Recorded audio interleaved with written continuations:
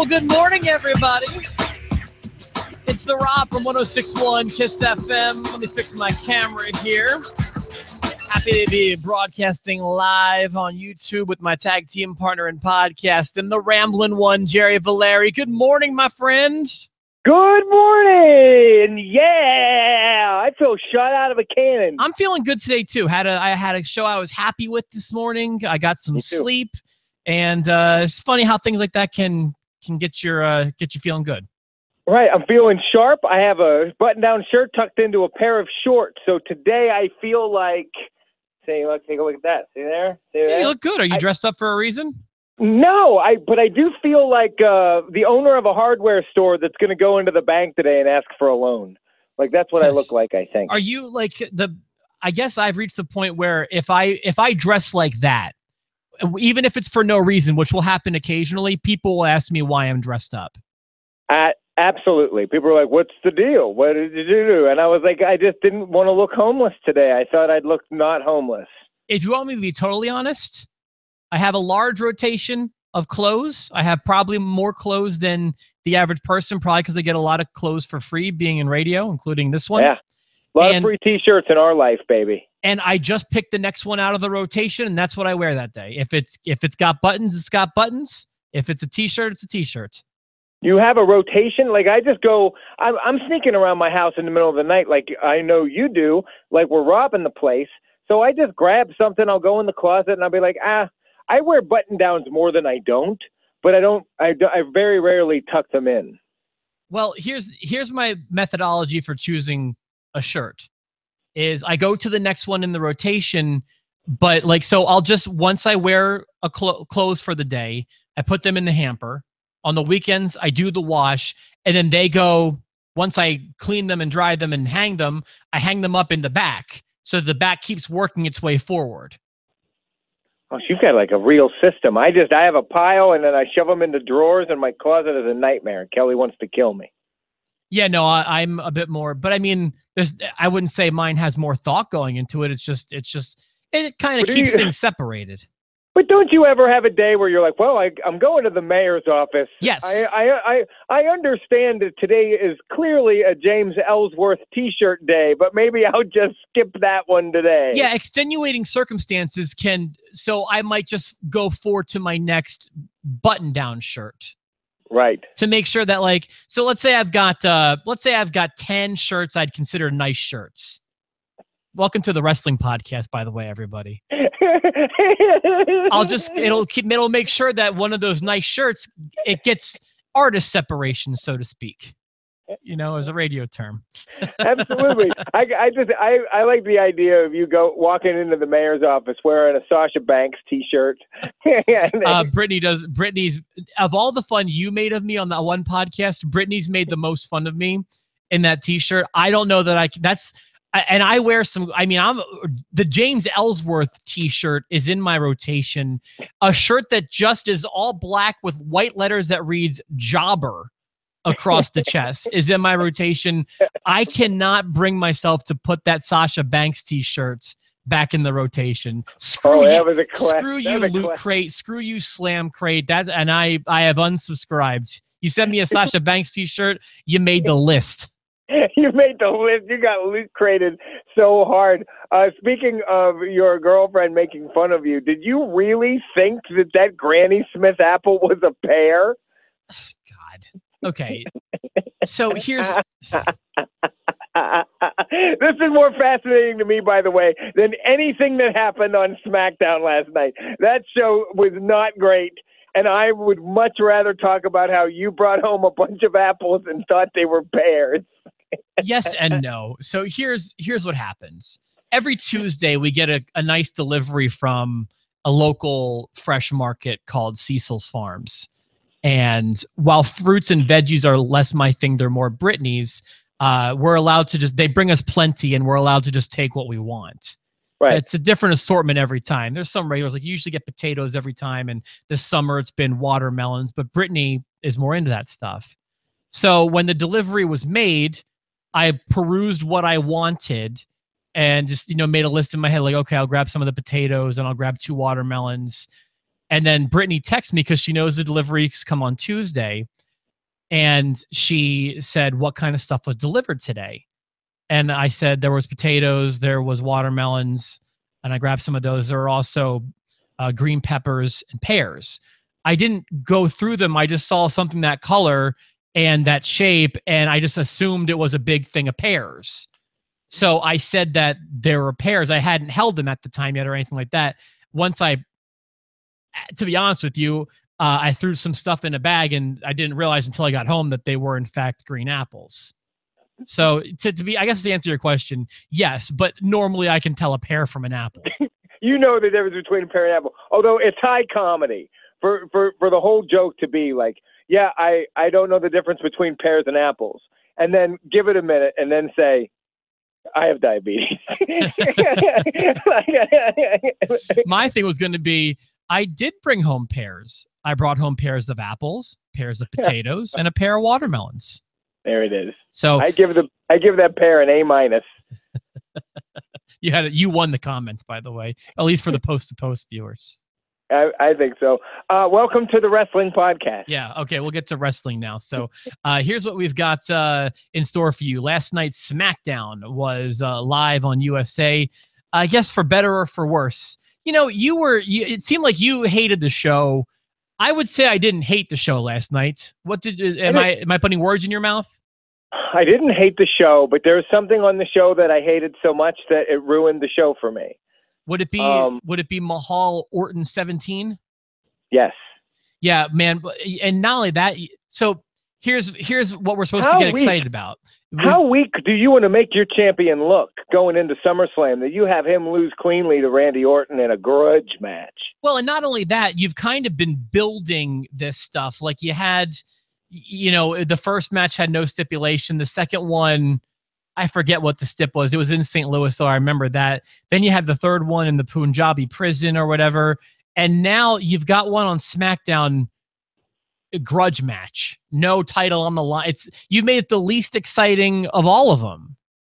No title on the line means we're going to give Randy Orton his win back. This is basic. They might as well have had it in a House of Horrors.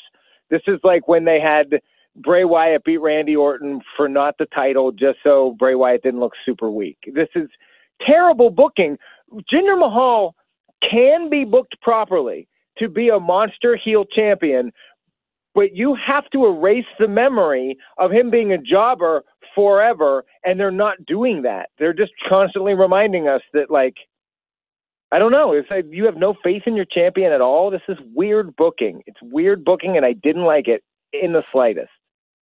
Okay, and I don't have a whole lot of thoughts outside of that. I mean, I agree it was a bad decision. They shouldn't have even when they moved Orton onto what seemed to be, what was it, Corbin?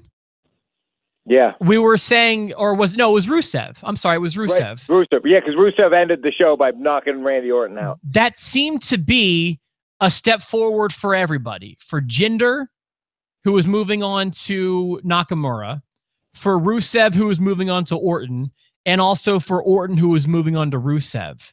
What's the point of this?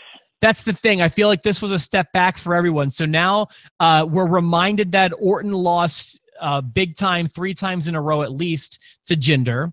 Now you've got your champion taking a big loss heading into the second biggest show of the year. We didn't see Rusev at all last night, to my knowledge. So you saw Rusev at the end of the night.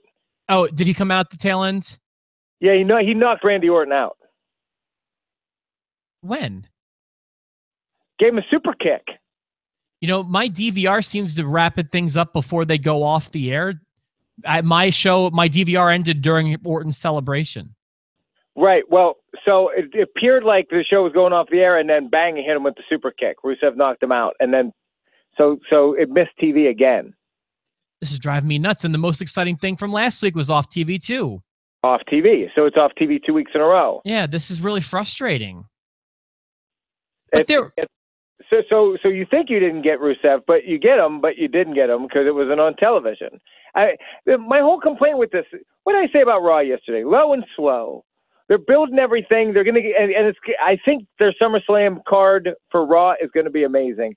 For SmackDown, the best part of the night, the most intriguing thing they've got going on is Kevin Owens, AJ Styles 19 with Shane McMahon.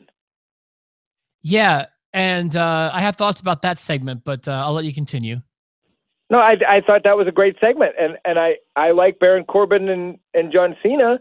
Like, I didn't hate the show. Just the end of it left such a bad taste in my mouth. It really did. All right, well, let's why don't we go ahead and stop on AJ, Shane, and Owens, because while I thought it was executed really well, it's just wrestling in that. How many times do we have wrestling matches or intercontinental title matches, for that matter, or whatever? It's an everyday thing. Why would we need someone to explain the rules, which was kind of how this segment was positioned? Shane's all the time anymore. Yeah, but I mean, like, you know, at least I give him credit for it not being a contract signing or something like that. But just the notion that we're going to devote a segment of our show, you know, to, again, if wrestling's real, like, you don't put the rules of a football game on before the football game and devote 15 minutes to it, you know. But again, it paid off in that all the characters were dynamic and, you know, they seemed to fire off. I don't remember I mean, I watched it, but I don't remember really where it went. It ends up, so everybody last week assumes that Kevin Owens is going to be the one that has the big problem with Shane McMahon, and it's just going to be Shane McMahon's going to screw Kevin Owens over. Shane McMahon accidentally hurt AJ Styles, and they've had their issues. So now it seems like, you know, Shane McMahon and AJ Styles have a bit of an issue, as well as Shane McMahon and Kevin Owens going into SummerSlam. Okay, right. And I did like, boy, I'll tell you flash back to the Attitude Era, and you've got a mark out of me. Man, they show, first of all, you mentioned Brett a few times, my favorite wrestler ever. That's cool. I was a little, Kevin Owens went heel in my book a little bit, saying that he thought Brett deserved it. I don't know if that was just a character, but it seems like most people in the industry do agree that Brett screwed Brett, although we don't need to revisit that one. I think you think Brett screwed Brett, and I think Vince screwed Brett, and we can leave it at that. John Cena mentioned the Montreal Screwjob too, and he got boos. Like, I thought that was great. It just kept getting brought up. Yeah, so I dug that. I don't know if Kevin Owens believes what he said or was just trying to get heat or whatever. But yeah, so there was that. They showed Survivor Series Deadly Game, which, man, Russo has kind of alluded that that's one of, you know, the high points of writing a pay-per-view. And if you watch that show and the way the matches unfold and the stories that the wrestlers tell and the story that the pay-per-view tells, the way they leave you wanting more, the way they leave you wanting to watch Raw the next night, that pay-per-view is so well written. If you've never watched the 1998 Survivor Series subtitled Deadly Game in its entirety, you should watch that. And then I want you to go back and question me when I give, you know, shows D+s. Because those are real high points for pay-per-views. I know, but you're comparing shows 20 years ago. I'm comparing apples to pears. You're comparing apples to pears. You got to compare apples. No, you got to compare. I feel like you got to compare 2017 to 2017. I'm comparing WWE pay-per-view to WWE pay-per-view, and I'm one of the most qualified people to do it because I've seen every single one of them. Absolutely every single one of them. There's no arguing with that.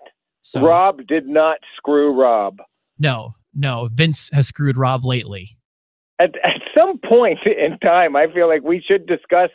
That could be a topic. I just don't know how to flesh it out past that. Where you look at like huge moments and controversial moments in wrestling and break those down, because we do disagree on the Bret Hart thing. I love Bret Hart, but like, do the job. The job. It's the same thing with Steve Austin when he left the company. I have no respect. Do the job. Let me tell you the one thing that makes it different, and just let me get this in for just a second. There's the one difference. Bret had creative control, and under any other circumstances, you'd be right. Vince needed to give Bret creative control to keep Bret in the WWF. The problem was Vince giving Bret that, and I will also add in, Bret was giving a little bit. He was willing to drop it to anybody else. He was willing to drop it the next night. When you give a guy creative control, you're opening up this can of worms. See also WCW in the early 2000s when you had guys. You can't give more than one guy that ability, and when you give it to, if you give it to one guy, he's got control of how you book him. Don't give him creative control. Like I see that as not a defense for. I don't use that to defend Hulk Hogan. You know, Hulk Hogan had creative control in WCW, and I thought that was garbage. You shouldn't have. No wrestler should get that treatment. But if you give it to him, legally, you honor it. I guess you're right in that regard, because legally he needed to get Brett's approval. Dude, but I just don't know why Brett didn't. He was leaving the company. Just do the job. Okay. That's how I've always felt. Do the job. Undertaker would say the same thing. WCW was offering Brett about $3 million a year for 3 years. Okay. Vince couldn't come close. I don't even think Vince could offer Brett $1 million. So Vince had to make up for it in other ways. And one of those ways he enticed Brett to stay was giving him creative control in his contract. So it essentially had a money value to it to keep him to stay. So it's almost like not paying the guy if you don't honor that part of his contract. Absolutely. So, I didn't know that part of it, and I don't disagree with you. So, but I still think it's like, it still leaves a bad taste in my mouth. And Steve Austin, when he took his ball and went home, did not have creative control. He just didn't want to do the job to Brock on that night. And that's different, in my opinion. And of all the people to not do a job to, how stupid is that? That's Brock Lesnar. Now, Steve has a whole thing that also makes sense. Steve wanted to do it right. He walked into a Raw. I forget where it was. I was going to say the city, but I want to say San Antonio. I could be wrong. Nevertheless, he walks into a Raw, finds out later that night he's gonna lose to Brock Lesnar in a King of the Ring qualifying match. And Steve's like, "No, I'll do the job for Brock, but I want to tell a story. I want to lead up to a pay-per-view. I want it to be a big deal," is Steve's defense. My defense is you go in, you do what your boss tells you to do. That's what he's paying you for. The one difference is when the one time Vince gave somebody creative control, and that's the difference to me. It's not because I'm a Bret Hart mark. So, but you know what? You are a Bret Hart mark, but that's not why you say that this time. Yeah. And you know what, though? I do think we stumbled upon another good topic right in there, right before this. A good topic for tomorrow might be, what are A+ pay-per-views? There are some out there. Dude, I've got plenty. I can point to as A+ pay-per-views. Even if you can't come up with any, I could throw enough at you. You could throw, because you're better when it comes to the encyclopedia. Well, and I'm the guy, I feel like I become a bit of a martyr for the rating system. And I feel like our ratings have become, they're points of contention, where sometimes people are Team Rob, sometimes people are Team Jerry. I have a reputation of giving what some people consider to be very low grades lately, but I can point to a bucket full of A+ pay-per-views.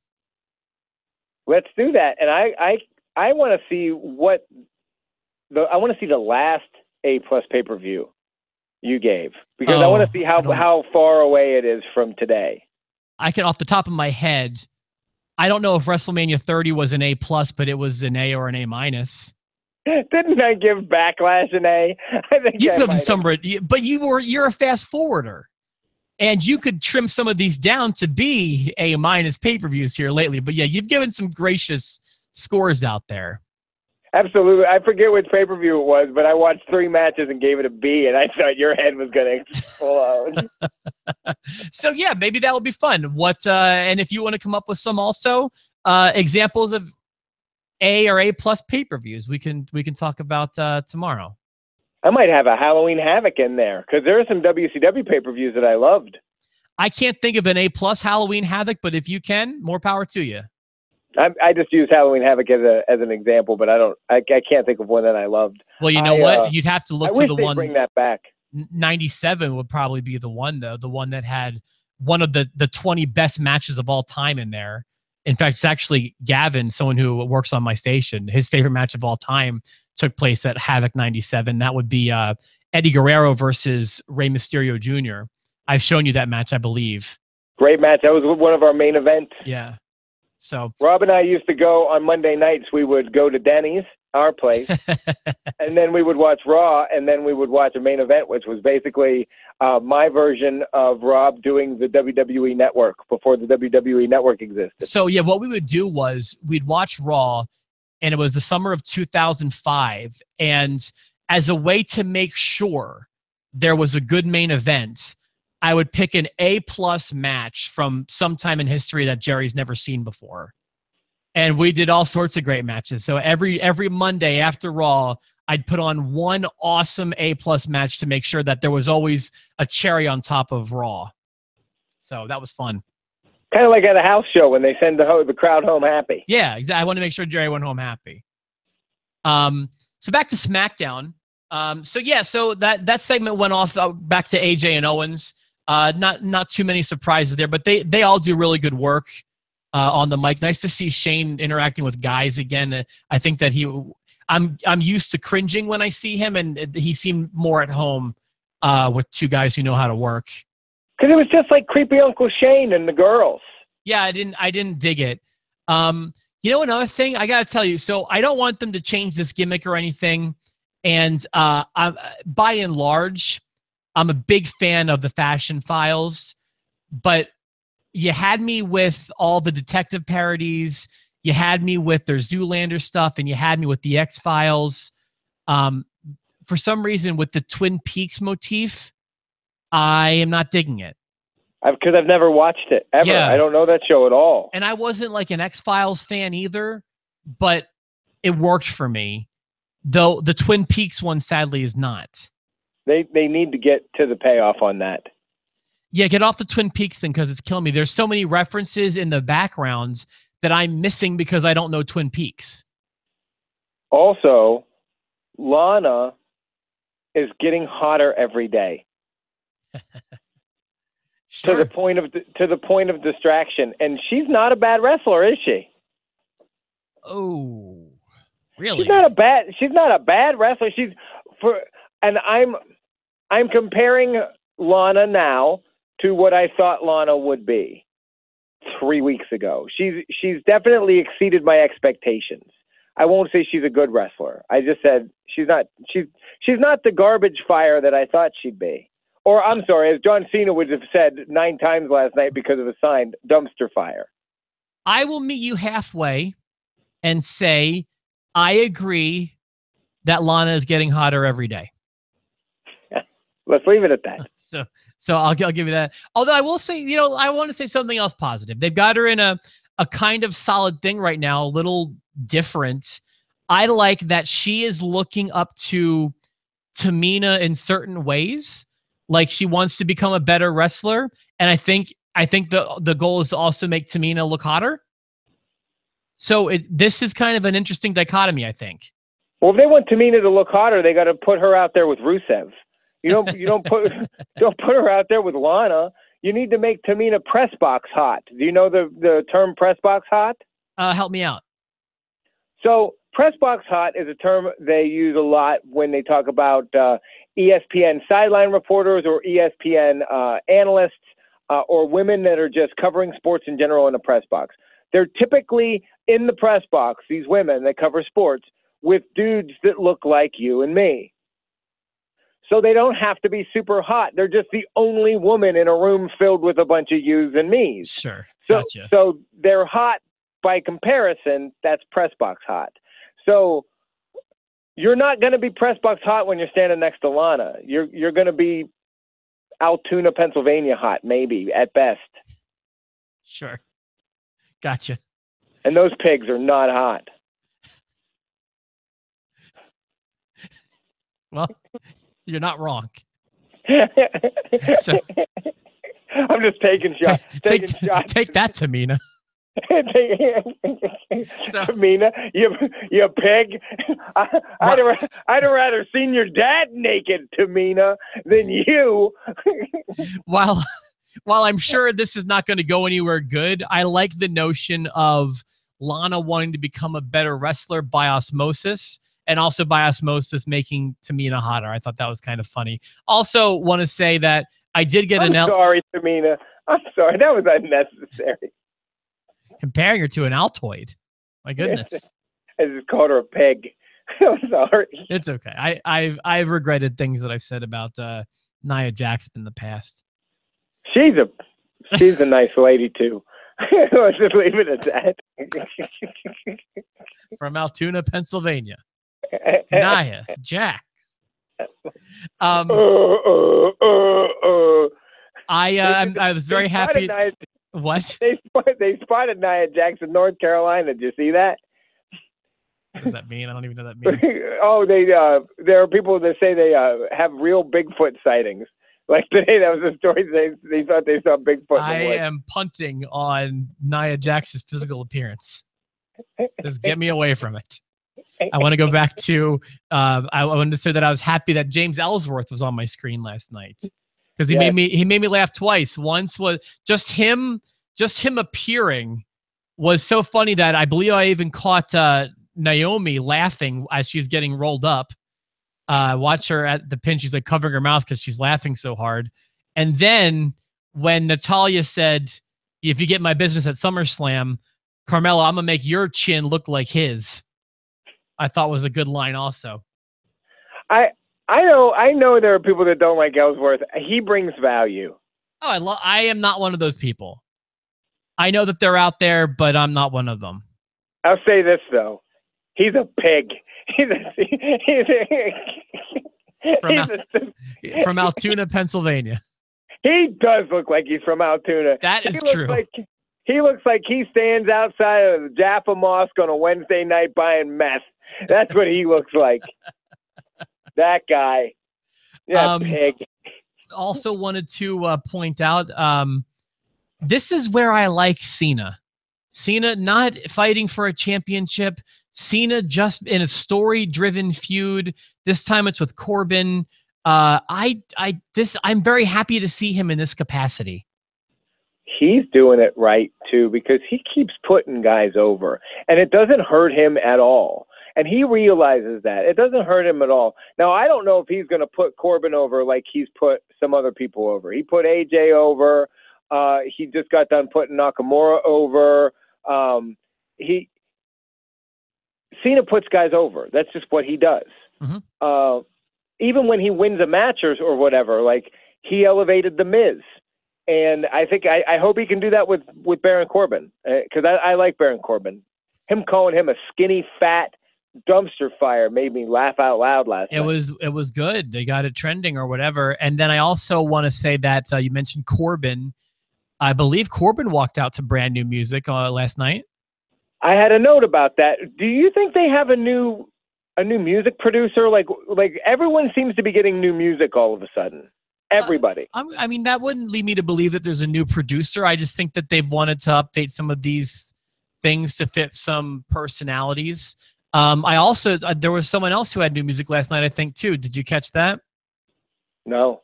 I know the Usos recently got a song update when they went heel, but I believe last night, if I'm not mistaken, they debuted another new song. I fast-forwarded it. Admittedly, I can't recall what their old one sounded like or their one last night, but I remember thinking to myself, I've not heard this before. I fast-forwarded it. I'm like, oh, they're wrestling Ty Dillinger and Sami Zayn. So maybe there is something going on musically behind the scenes that I'm not aware of, but Jim Johnston is the guy who's been producing their songs for a very long time. And it seems like they did Cass and then they redid Cass and then they did the new Jason Jordan, which is awful. And then they redid, they changed Seth Rollins is up. I like Seth's change. I do too. And then now Baron Corbin. Seth's change is pretty subtle, though. They didn't really change the song. They just added one line of lyrics to it. But I think it makes more sense now. Yeah, I think I like it more now with the burn it down line, personally. Cool. I'm excited for tomorrow. Talk about some good wrestling. Talk about A+. I think it's going to be fun. I'm going to come rolling in with something I think is an A+. and it's going to make your head. All right, Rob, WrestleMania 17. And Jerry, you're up. What's next? I think a good example of an A+ pay-per-view was Battleground 2017. I see it already. Starcade 87. You won't be able to check me on those. I'll start throwing WCWs and you won't know. What was that WCW pay-per-view we watched together that had all those old guys in it? That was terrible. Oh, that was it was from 93 and it was it Super Bro? I don't remember. It was from May of 93, whatever that pay-per-view was. It like had a 30-minute match with like Ole Anderson in it. I was like, holy. Yeah, that one was rough, but there are some good ones. WCW's had some memorable pay-per-views too. I will focus more on WWE because it's more my wheelhouse, but WCW's had some winners. I gotta find the one that had Cactus Jack fight Abdullah the Butcher. I love that one. Abdullah the Butcher bled all over everything. You keep referencing A+ matches. Remember, we're looking for A+ pay-per-views. It's got to be front to back amazing, right? It's just got to be a show that you walked away from saying that was awesome. That was an A+. Speaking of Abdullah the Butcher, he was a pig. Is there anything you want to add from SmackDown last night? I'm going to wrap it up otherwise. I'm in such a weird mood. This is what happens when we had good shows in a morning. We should just start doing hot or not with WWE superstars. Let's just start playing that game, but only the guys. Thanks for tuning in, everybody. Before I get us into too much trouble, I will say that I've been along for this journey with Jerry Valeri. I've just been sitting shotgun for myself and today's host, Jerry Valeri. Have a great rest of your day, everyone. We'll see you tomorrow. We'll talk about A+ pay-per-views. It's going to be a lot of fun. Call me, you pig.